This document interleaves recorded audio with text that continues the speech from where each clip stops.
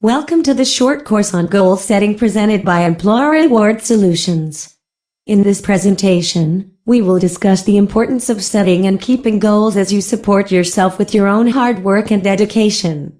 You'll learn how important it is to set goals for yourself, and the sense of accomplishment from setting and keeping them will help you do so much in life. Let's get started. An easy way to remember the steps to goal setting is the word SMART. SMART stands for specific, measurable, attainable, relevant, and time-bound. We'll go in depth and discuss what each of these terms mean and why they are important to remember when you begin your goal setting process. Specific means the more clear-cut your goal is, the more success you'll have in reaching it. However, you don't want to restrict your possibilities by making it so specific that you don't have some wiggle room in the definition. For instance, at ERS, our job is to help you find and keep a job. We ask you all sorts of questions to help you define the kinds of jobs that you would like us to help you find. Some of these questions are pretty basic, like, are you looking for a full-time or a part-time job? How much would you like to earn at your job? Some are a little more complex, such as, what job titles appeal to you? What would you like to do? Some of these can be answered when we do an interest profiler together, but some of them can only be answered by you being honest with yourself and with your career coach. If you haven't liked working in the past, what was it about those jobs that made it difficult for you to continue working there? If you could do anything, what would you do? These questions are hard to answer for some people, but the rewards are well worth it when you start working at the job you actually look forward to doing. A specific statement about doing a job search would be, I want a full-time job in a call center making at least $10 an hour.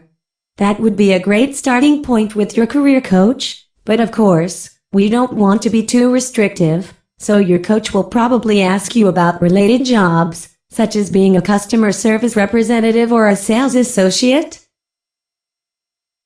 Every goal needs to have a way for you to measure your progress. Keeping with the goal of becoming a call center clerk, what skills do you need to have in order to get that job? Computer skills are essential for most call center positions. If you don't have current computer skills, tell your coach. We can help you find free or low-cost training that can help you get those skills that are oh so important in that setting. Once you finish those training classes, you can definitely treat yourself to a reward. Try to make it something that means something to you, so that you can use it as a reminder that you can do this. One of the most common characteristics of really successful people is their ability to take a big goal and break it down into smaller goals that are easier to handle. By achieving the smaller goals, known as milestones, you move one step closer to achieving the big goal you've set for yourself. But really successful people also know when they can do something by themselves, and when they need help getting there. That's why we are here for you. We want you to be one of those really successful people. One of the first steps in our process is to either review your resume, or create a resume for you.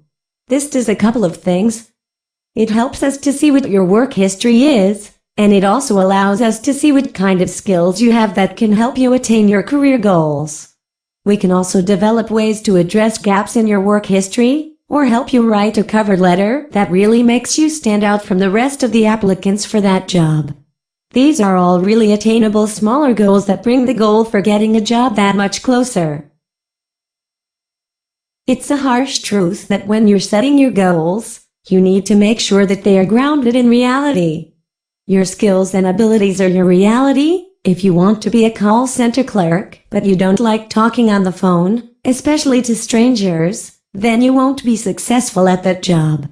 Learning how to do the job is only one part of doing a job. Are you being realistic and setting that big goal for yourself? Are your smaller goals also realistic as you're working towards the big goal? Are you able to do what you need to do in order to get there? In newspapers and other media-related industries, deadlines are a constant part of the job. Reporters can be given an assignment an hour before their stories go to print, and if you don't have your story ready to go, then it doesn't get printed.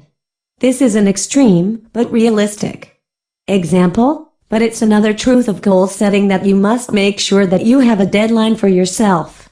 If you've been out of the job market for a while, it can take a while to find a job that fits, 6 months to a year for some people.